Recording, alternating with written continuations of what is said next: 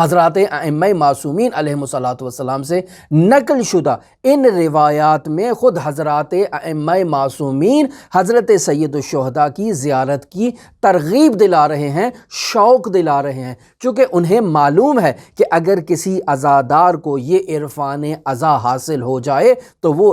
فرشی نہیں رہے گا، وہ عزادار عرشی بن جائے گا اور عرش معلیٰ میں اس کا مقام ہوگا۔ لہٰذا خود حضرات ائمہ معصومین علیہم الصلاۃ والسلام کو اپنی حیات طیبہ میں جب بھی وقت ملا انہوں نے حضرت سید الشہداء کی زیارت کی۔ حتیٰ ہم یہ بھی دیکھتے ہیں کہ ائمہ معصومین علیہم الصلاۃ والسلام اگر بیمار ہوتے تھے تو کسی کو اپنا نائب مقرر کرتے تھے کہ جاؤ قبہ حسین کے نیچے جا کر میرے لیے دعا کرو اور میری شفا کا تقاضا کرو وہاں جا کر خداوند متعال سے۔ وہاں پر خداوند متعال کبھی اس تقاضے کو رد نہیں کرتا۔ لہٰذا ہمارے شیعہ علماء جن کے فرامین میں نے آپ کی خدمت میں بیان کر دیے، بعض شیعہ علماء تو حضرت سید الشہداء کی زیارت کو واجب تک سمجھتے ہیں اور اس سے انہی روایات سے اس مطلب کو استنباط کرتے ہیں اور استخراج کرتے ہیں۔ اس قدر فضیلت ہے حضرت سید الشہداء کی زیارت کی۔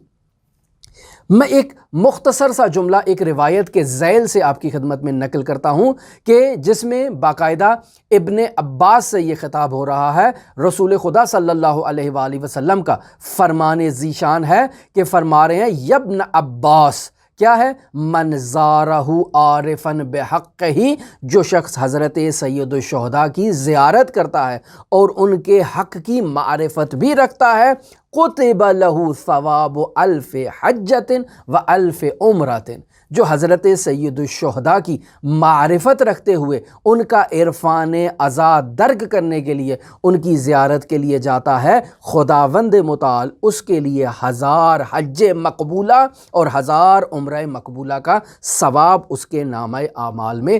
درج فرما دیتا ہے۔ پھر فرما رہے ہیں الا، متوجہ ہو جاؤ، ومن زارہ، جو حضرت سید الشہداء کی جا کر زیارت کرے گا، فَكَأَنَّمَا زَارَنِي، اس نے مجھ رسول خدا صلی اللہ علیہ وآلہ وسلم کی زیارت کی ہے، اور جس نے مجھ رسول کی زیارت کی ہے، وَمَن زَارَنِي، جس نے میری زیارت کی ہے، فَكَأَنَّمَا زَارَ اللَّهُ، اس نے گویا اللہ تبارک و تعالیٰ کی زیارت کی ہے عرش معلیٰ پر جا کر۔ وَحَقُّ الزَّائِرِ عَلَى اللَّهِ، یعنی زائر کا اللہ تبارک و تعالیٰ پر یہ حق ہے کہ ان لا يعذبہ بالنار، کہ خداوند متعال اسے کبھی عذاب نہیں کرے گا آتش سے، چاہے وہ اس دنیا کی آتش ہو چاہے وہ آخرت کی آتش ہو، وہ عذاب الہی نہیں ہوگا۔ اگر کوئی زائر کسی آگ میں پھنس جاتا ہے تو وہ رحمت الہی اس کے لیے ہو سکتی ہے، عذاب الہی نہیں ہے۔